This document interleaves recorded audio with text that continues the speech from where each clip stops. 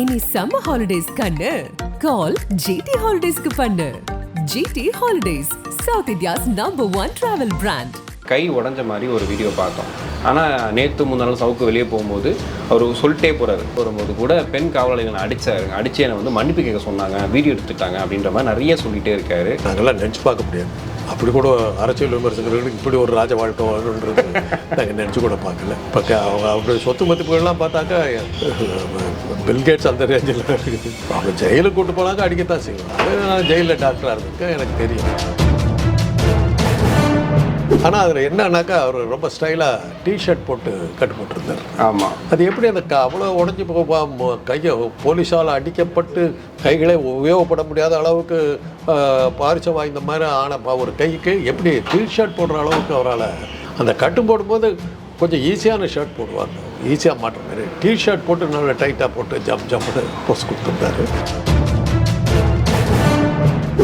இவ்வளவு சொன்னீங்க. அவர் எங்கே கூட்டிகிட்டு வரும்போது பொண்ணுங்களாம் பொம்பளைங்கள்லாம் தோட்டப்பத்தையெல்லாம் எடுத்து வந்து அடிக்க வந்தாங்களா? அதையும் அடிக்க வந்தாங்க. அவரை ஒருத்தருடைய அந்தரங்க வாழ்க்கையை பற்றி நம்ம பேசுறதுக்கு நம்ம நியாயமா? அவங்கள பற்றி அசிங்கப்படுத்தலாமா? எல்லா மனுஷனுக்குமே ரெண்டு பக்கங்கள் உண்டுங்க. என்ன பார்க்குறீங்க? என்னுடைய ஒரு ஆங்கிள் தான் நீங்கள் பார்க்குறீங்க. எனக்கு இன்னொரு ஆங்கிள் இருக்குது.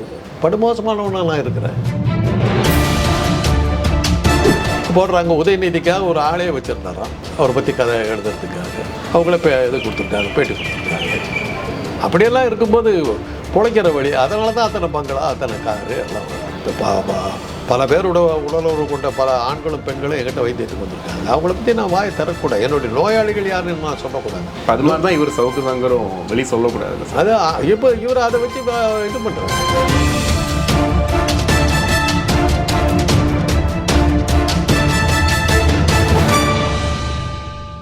உலகெங்கும் வாழக்கூடிய ஆகாயம் தமிழ் நெஞ்சங்களுக்கு கிறிஸ்டின் அன்பு வணக்கம். இன்று நம்மோடு மருத்துவர் காந்தராஜ் இருந்திருக்காரு. வணக்கம் சார், எப்படி சார் இருக்கீங்க? சார், ரீசெண்டாக இப்போ நியூஸில் பார்த்துருப்பீங்க, சவுக்கு சங்கரோட அந்த வழக்கு, அவர் மேலே கஞ்சா வழக்கு போட்டாங்க. அதுக்கப்புறம் வந்துட்டு அவர் கைது பண்ணி உள்ளே கொண்டு போகும்போது அவர் கை உடஞ்ச மாதிரி ஒரு வீடியோ பார்த்தோம். அதில் வந்துட்டு போலீஸ்காரங்க சொல்லும்போது நாங்கள் சிறையில் அவர் தொடக்கூட கிடையாது, அவருக்கு ஒரு பிரச்சனை இருந்துச்சு அதனால் கட்டு போட்டிருக்காரு அப்படின்னு. ஆனால் நேற்று முன்னாள் சவுக்கு வெளியே போகும்போது அவர் சொல்லிட்டே போகிறாரு, என்னை வந்து கொல்ல பார்க்குறாங்க, கொலை செய்ய போகிறாங்க அப்படின்னு. இன்றைக்கி வேனில் கூப்பிட்டு வரும்போது கூட பெண் காவலர்களை அடித்து என்னை வந்து மன்னிப்பு கேட்க சொன்னாங்க, வீடியோ எடுத்துட்டாங்க அப்படின்ற மாதிரி நிறைய சொல்லிகிட்டே இருக்காரு. இதில் உங்கள் கருத்து என்ன சார்? அவர் என்னை போல் ஒரு அரசியல் விமர்சகர் நான் பெரிய லெவல் கேள்விப்பட்டேன். நாங்கள்லாம் நினச்சி பார்க்க முடியாது. அப்படி கூட அரசியல் விமர்சகர்களுக்கு இப்படி ஒரு ராஜ வாழ்க்கை வரணுன்றது நாங்கள் நினச்சி கூட பார்க்கல. இப்போ அவங்க அவருடைய சொத்து மதிப்புகள்லாம் பார்த்தாக்கா பில்கேட்ஸ் அந்த ரேஞ்சில் இருக்குது. அப்போ தான் நினச்சி பார்த்துக்கிட்டேன். எதுக்குமே ஒரு அதிர்ஷ்டம் வேணும். நானும் தான் கத்திக்கிட்டு இருக்கிறேன், உக்காந்துக்கிட்டு உங்ககிட்ட பேசிக்கிட்டு இருக்கிறேன். என்னத்த ஒரு வாழ்க்கை, என்ன பிரயோஜனம்? என்னவோ தெரியல சார். இந்த சரஸ்வதி என்கிட்ட வந்த மாதிரி இந்த லக்ஷ்மி வரவே மாட்டேங்கிறா. அவளுக்கு எனக்கு என்ன விரோதம் தெரியல. பாருங்கள், இதை வச்சு எப்படியெல்லாம் வாழலான்னு அவர் காட்டுறாரு, எப்படியெல்லாம் சென்சேஷனில் க்ரியேட் பண்ணலான்னு காட்டுறாரு. நமக்கு அது அமையல. ஓகே, போலீஸ்காரர்கள் அடித்தார்கள். அவங்க ஜெயிலுக்கு கூட்டு போனாக்க அடிக்கத்தான் செய்வாங்க. அது நான் ஜெயிலில் டாக்டராக இருந்திருக்கேன், எனக்கு தெரியும்.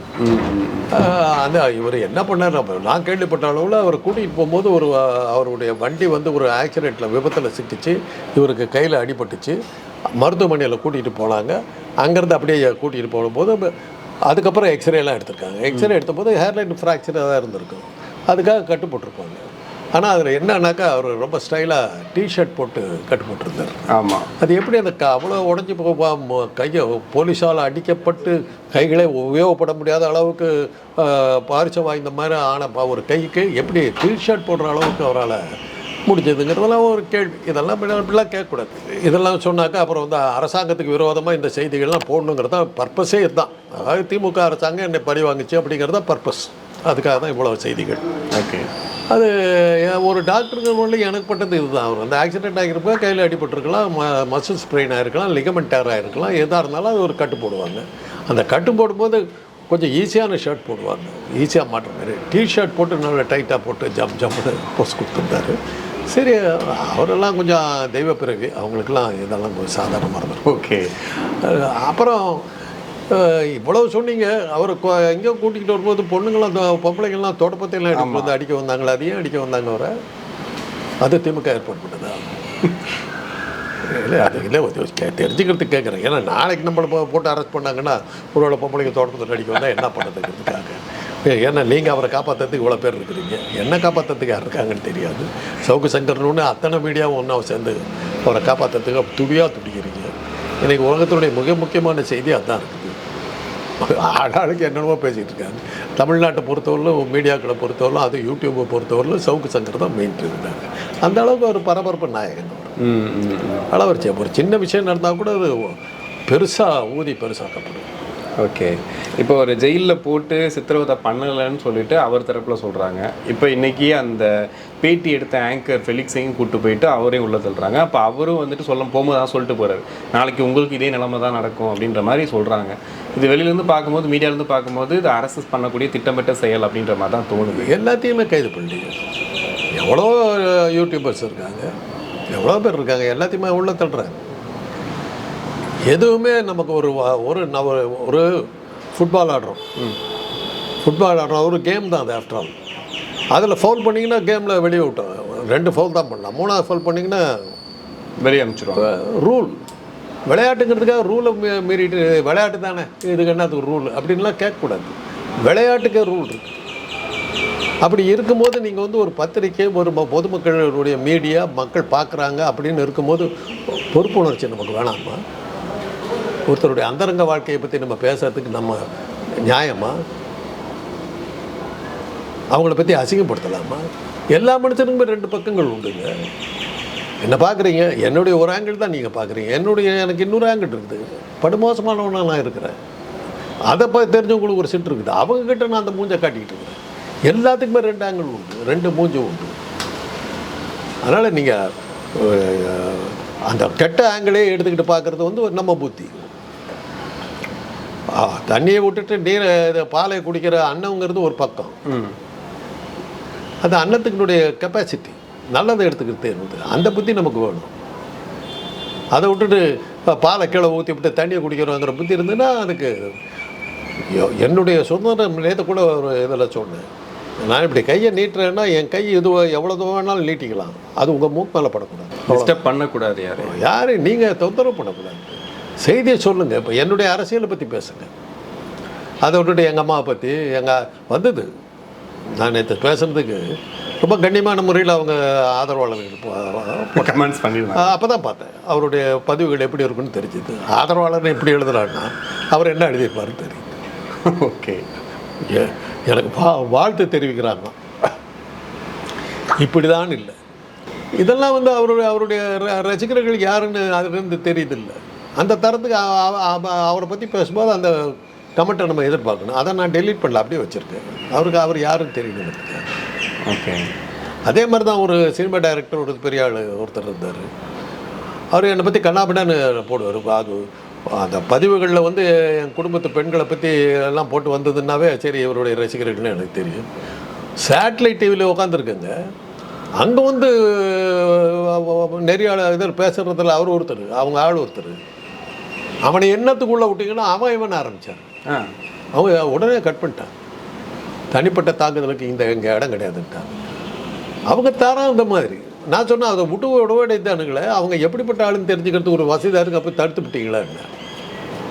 அவர் என்ன மாதிரி ஆள், அவங்க ரசிகர்கள்லாம் என்ன மாதிரி ஆளுங்கன்னு தெரிஞ்சது ஒரு வசதியாக இருக்குது. இப்போ நம்ம அது என்ன சொல்ல வர்றேன்னா, பேச்சு சுதந்திரம் இருக்கிறதுக்காக நான் என் வாயில் அதெல்லாம் பேசக்கூடாது. ஒருத்தரை பார்த்து நீ குற்றவாளின்னு நீங்கள் சொன்னீங்கன்னா 3 விரல் இப்படி இருக்குது.